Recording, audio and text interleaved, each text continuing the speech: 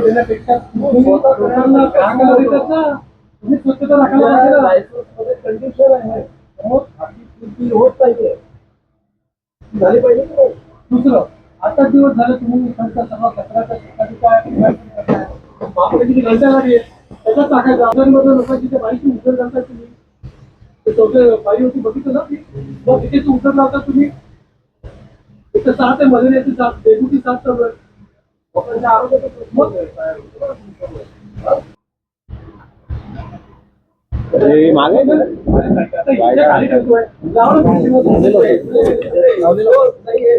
नाही.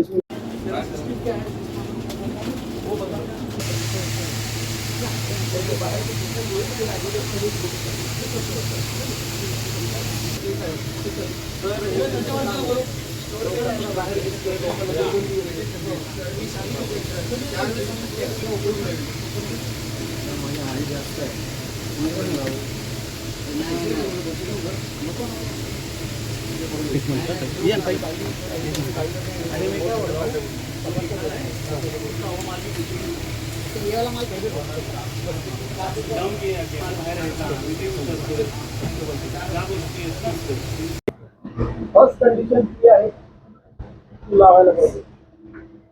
रिस्पॉन्सिबल कोण आहे? रिस्पॉन्सिबल म्हणजे विश्वास होता नाही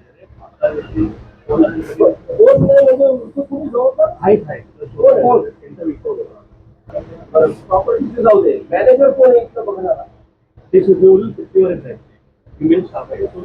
सेक्टर 2 असेल, तो मॅनेजर असेल, तो दुसरा एक मॅनेजर पाहिजे ना. स्टाफ असतो, म्हणजे शिपवाईज स्टाफ असतात. त्यांनी तुम्हाला आता जो दाखवलं ना, तो शिपवाला कचरा आहे तो.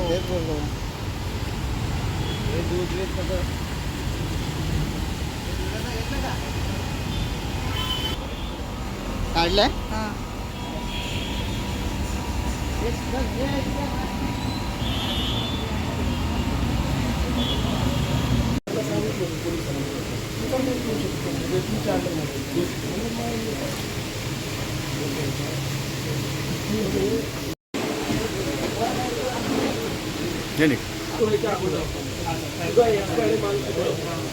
मी एंट्री करायला एक्सपायर कोणता माल आहे परत म्हणायला नको ते सर्व एक्सपायर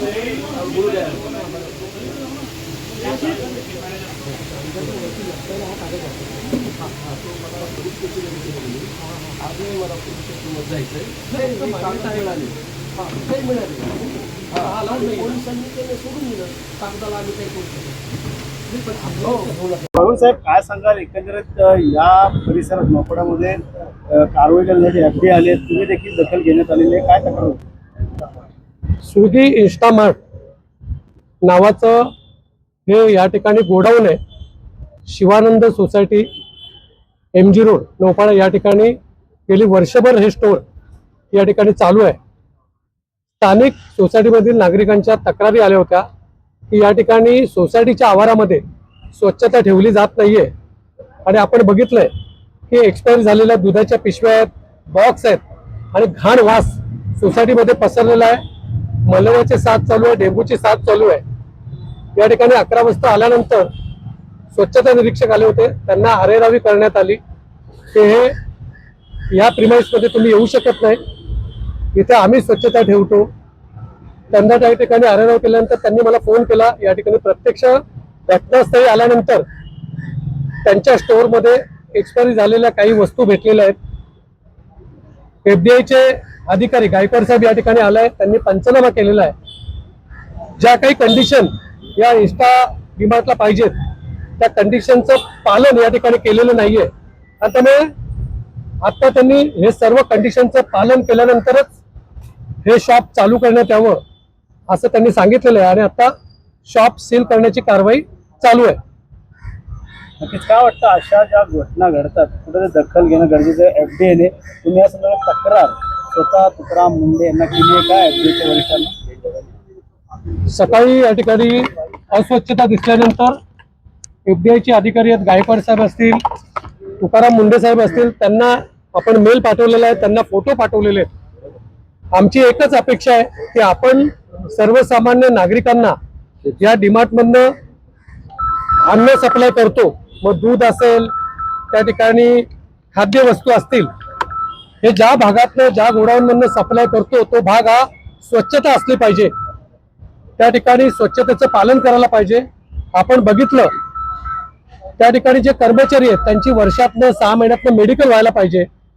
तो भाग स्वच्छता पाहिजे. आतमध्ये काही स्वच्छता नाहीये आणि स्वच्छतेचं पालन ही संस्था करत नाहीये आणि त्याच्यामुळे त्यांना एफडीआयनी या ठिकाणी ज्या काही कंडिशनचं पालन केलेलं नाहीये त्यामुळे कारवाई केलेली आहे. त्यांनी आता सील करण्याचं काम चालू केलेलं आहे. खरं तर मागील खरं तर 1 वर्षापासून जसं वाघुले साहेबांनी सांगितलं इथे हे इन्स्टामार्टचं गोडाऊन आहे. अनेकदा असं होतं की इथे त्या सुळे काकू असतील, अनेक सिनियर सिटीजन राहतात, त्यांच्या तक्रारी आम्हाला वारंवार यायच्या की मोठमोठ्याने आवाज येतोय वगैरे. आम्ही रात्री नौपाट रक्षक काम करत असताना त्यांना सांगायचो, पण आता त्यांनी सगळे लिमिट क्रॉस केले. कारण कसं असतं, आता एफडीएच्या एवढ्या महाराष्ट्रात कारवाया सुरू असताना सुद्धा जर तुम्ही अशा पद्धतीनं कुठेतरी चुकीच्या पद्धतीनं इथे काम करताय. आणि मला सांगा, आता मी स्वतः इन्स्टावरनं अनेक वस्तू मागवत असतो कारण ते इन्स्टंट येतं म्हणून, पण इतका विश्वास आपण यांच्यावर ठेवतो आणि जर इथे इतका गलथान कारभार चाललाय आणि ज्या पोटात वस्तू जात आहेत, आता आपण रोज ऐकतोय तुकाराम मुंडे साहेबांच्या माध्यमातून, मग ते दुधाचा असेल, इतर विषय असेल, आणि अगदी आम्ही राहतो तिथे जर हे होत असेल तर अर्थातच आम्ही कोणी खपून घेणार नाही आहोत. समजल्यानंतर खरं तर सकाळी भास्कर पाटील साहेबांनी मला फोन केला की अशी परिस्थिती आहे. ते स्वतः इथे आले. आम्ही रेल्वे स्टेशनला गेलो होतो आणि संजय वाघुले साहेब इथे आले. त्याच्यानंतर जी आता परिस्थिती झालेली आहे की त्यांच्यावर कारवाई तर होतीये, पण मला असं वाटतं याच्या व्यतिरिक्त जे काही असे इन्स्टाचे, स्विगीचे, जे काही ब्लिंकिटचे असे गोडाऊन असतील त्यांनी कुठेतरी मला असं वाटतं खबरदारी घ्यायला पाहिजे. नाहीतर भविष्यामध्ये काय होईल, लोकच आता रस्त्यावर उतरायची वेळ आलेली आहे. कारण ठीक आहे, एक लोकप्रतिनिधी म्हणून असतील, एक पदाधिकारी म्हणून असेल, आम्ही पुढाकार घेतोय, पण लोक सुद्धा आता जागरूक झालेली आहेत आणि तुकाराम मुंडेंच्या या सगळ्या आता प्रोसेसमध्ये लोकांच्या पण लक्षात येतंय. त्यामुळे मला असं वाटतं इथे फक्त एफडीएने कारवाई करून थांबू नये, अशा पद्धतीचे ठाण्यात जे पण काही गोडाऊन्स आहेत त्यांच्याकडे सुद्धा आता मोर्चा वळवण्याची गरज दिसते.